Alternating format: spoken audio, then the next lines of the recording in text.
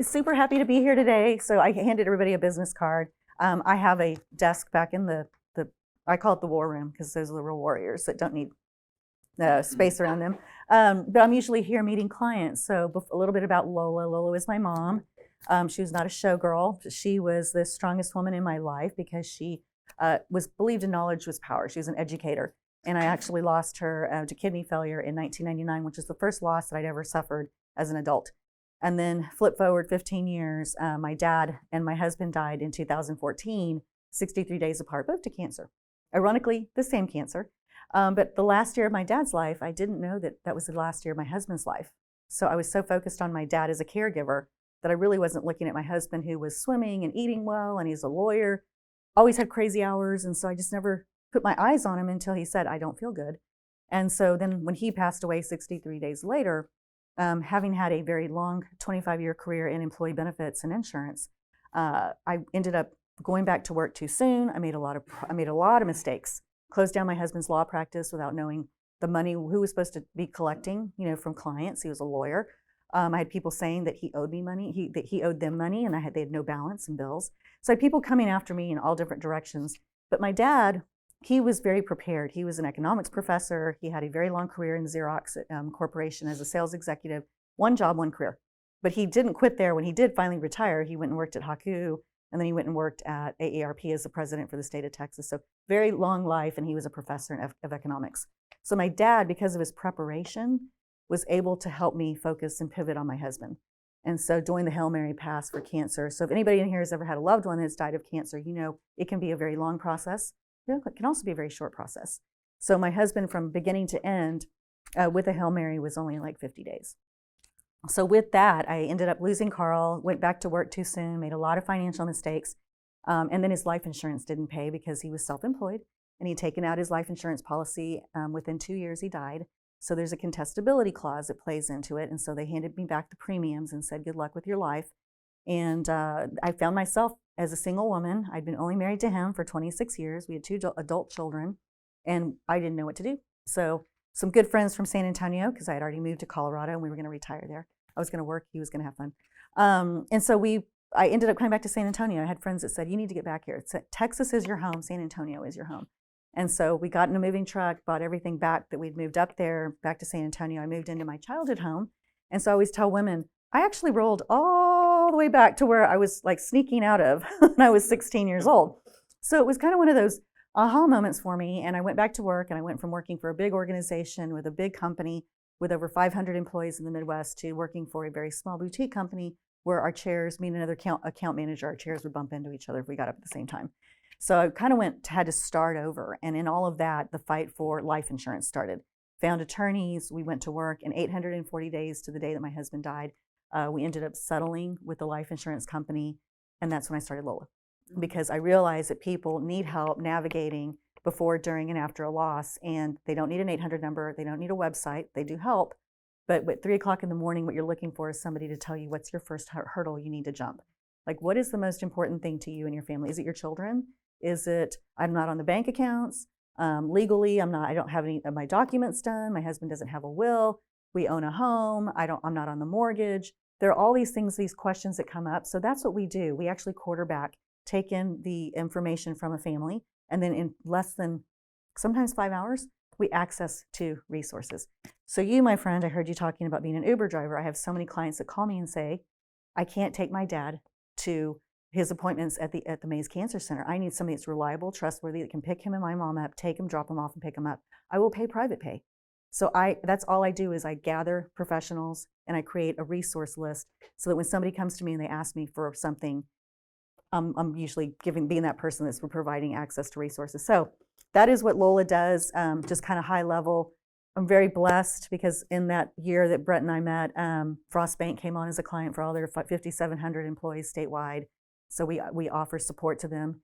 We also offer support virtually to a lot of companies and their employees all over the country.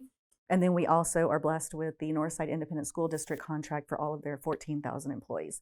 So everything from my mom's going to die, I need a cemetery plot, to can you find me the best price on, I only have a $5,000 life insurance policy to bury my mom.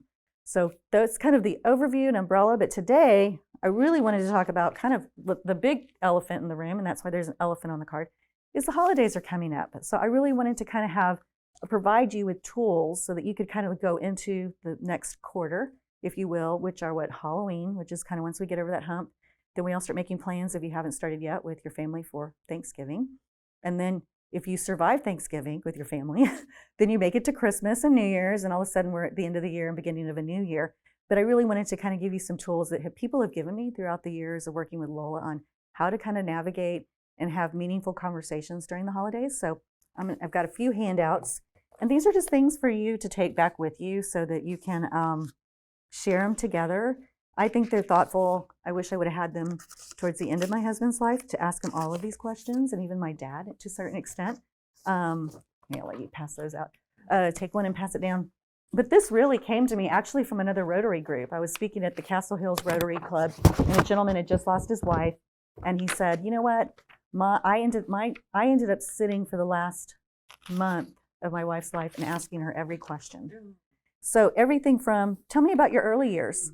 Your parents, what was each like? Personality, interest. What was the most important thing? Pro and con about your parents, grandparents, aunts, uncles, siblings, your favorite pets, growing up. First memories of home life. A lot of times people ask me, I have a very, very good memory. I am the elephant. I remember everything, but I can remember my dad telling me 3 squares of toilet paper, stop putting so much toilet paper down the toilet. That was like my first childhood memory, and people look at me and I'm like, that's what I remember. My dad being like, I'm not scolding you, just don't put that much toilet paper down the toilet. It was very little, like 2 years old.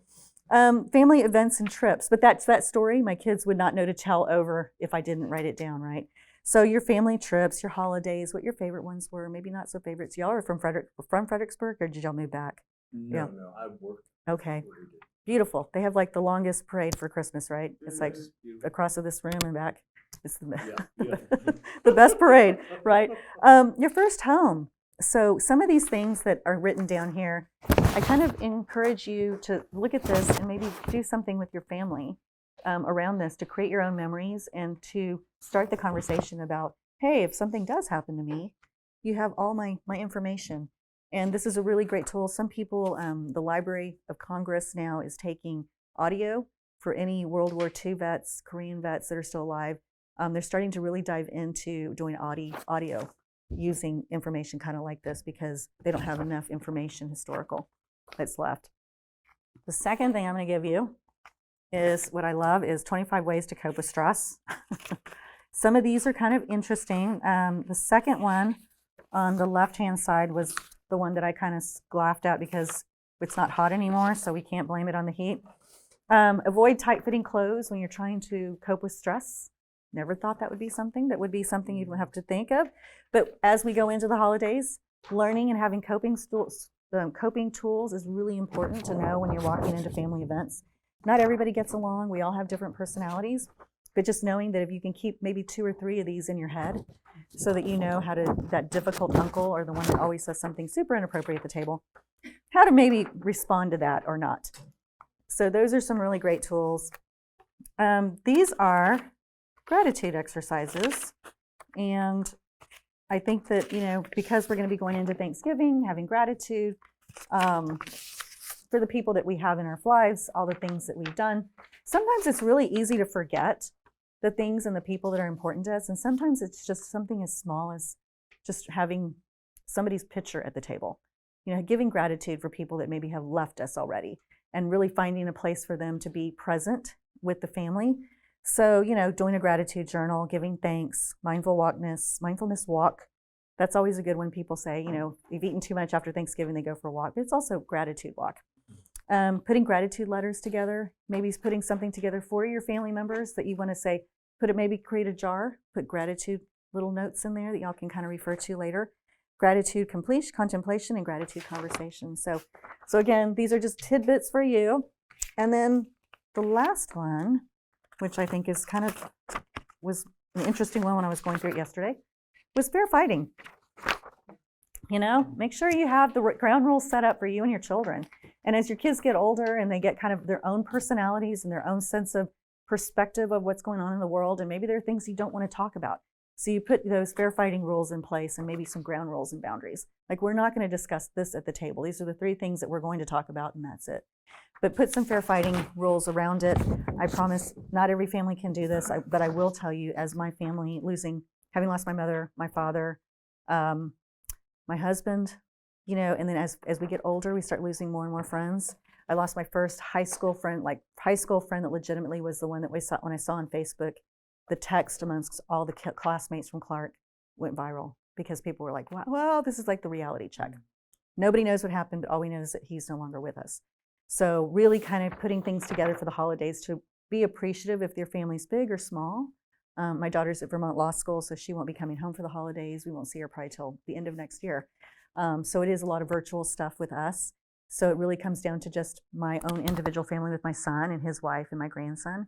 But that kind of tells you that's it. So we really try to build those memories and those things together as a family so that my grandson starts to have those memories of his grandmother being around.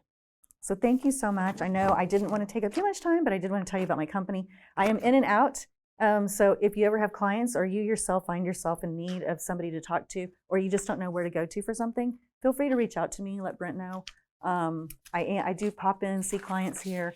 And most importantly, I need to know what all of you do because that's what makes me stronger and better. So thank you.